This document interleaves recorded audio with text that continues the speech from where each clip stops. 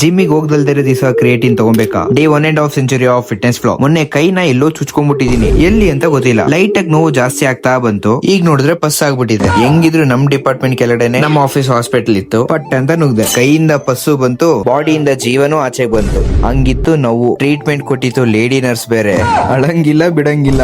ಜೀವ ಹೋಗಂಗೆ ನೋವು ಆಗ್ತಿದ್ರು ಕ್ಯಾಶುಯಲ್ ಆಗಿ ಸ್ಮೈಲ್ ಮಾಡ್ಕೊಂಡ್ ಕುಂತಿದ್ದೆ. ಆ ಡ್ರಾಮಾ ನೋಡೇ ನಕ್ಬಿಟ್ರು ಅವರು. ಕಾಪಾಡ್ಕೊಂಡಿದ್ದು ಅವರೇ ಕಾಳಾಗೋಯ್ತು.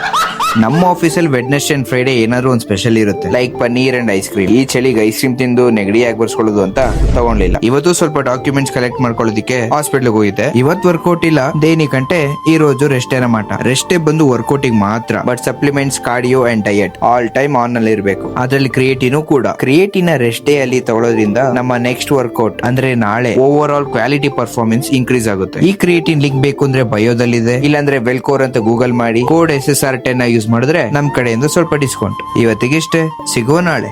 ಬೋಯ್ ಬೋಯ್.